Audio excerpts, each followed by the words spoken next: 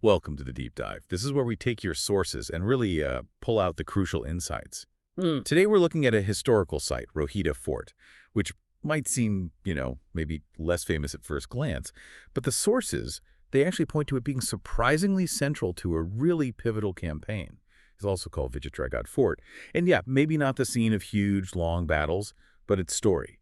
It's a great example of how smaller wins can have a massive strategic impact. Exactly. And that's what we're digging into today. Not just the what happened, but the why it mattered. We'll look at who held it before, how it was actually captured, the strategy behind it, and what happened right after. And we'll connect all that back to why it's so important for understanding really a key period in Maratha history. Okay, so let's set the scene for Rohida. Let's try and visualize it. We're talking about a hill fort, right? Near War, Pune district in Maharashtra. It stands pretty high, about, 3,700 feet. Vichitragad, the other name. But its real power, initially anyway, was its position. It basically controlled the Konkan route, like a choke point for those mountain passes. A really vital choke point, yeah. Think of it like controlling a major highway today, essential for movement, for trade.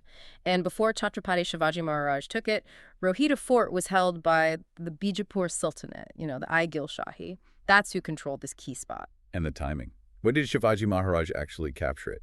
The sources place it in his early conquest period, so sometime between roughly 1648 and 1656 CE. This is when he was really starting to carve out his independent territory, his Swaraja. Okay, so the Adilshahi out of this key fort, Shivaji Maharaj wants it.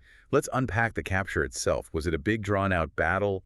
What do the sources suggest there? Well, what's interesting is they suggest it probably wasn't. It seems more like a swift strategic move, maybe a short siege lasting just a few days perhaps, or even a well-executed surprise. Resistance seems to have been pretty minimal. Minimal. Why so?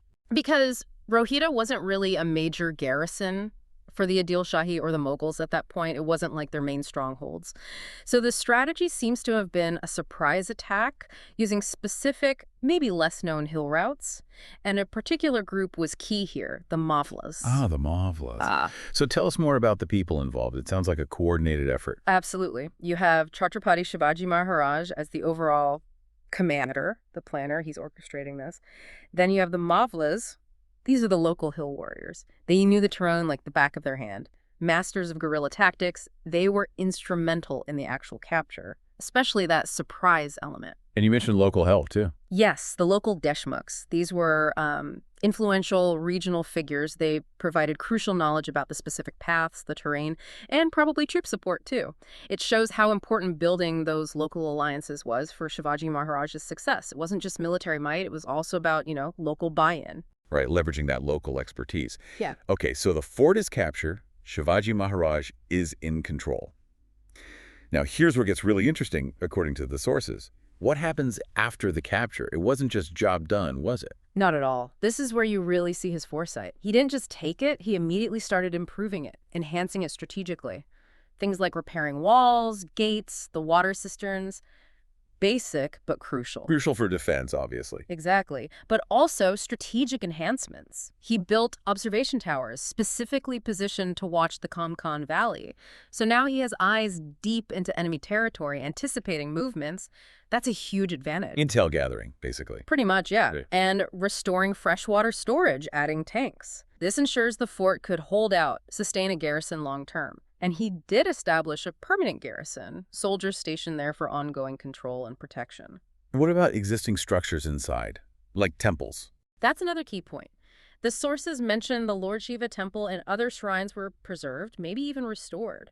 This shows, respect for local culture and sentiment, which was also strategically smart for consolidating control.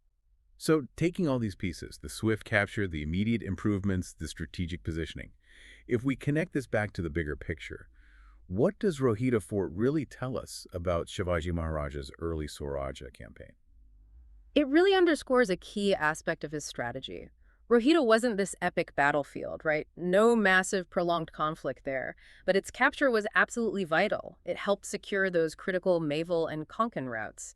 These routes were the lifelines for moving troops, supplies, trade, Controlling them meant controlling the region's arteries. So it's less about the drama of the battle and more about the strategic domino effect of controlling that location. Precisely. It's a prime example of how securing key infrastructure, even a single, perhaps less imposing fort, could be a cornerstone for building power and expanding influence.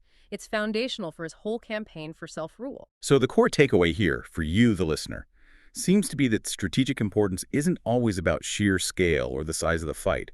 Sometimes it's all about location, timing, and seeing the potential in what others might overlook. Rohida is a perfect illustration of that. Absolutely. And it leaves us with a thought, maybe something for you to consider. How often, when we look at complex situations or big goals, whether in history or even in our own lives, our own projects, how often might we overlook those seemingly smaller pieces, those leverage points that are actually, completely vital for the success of the whole thing?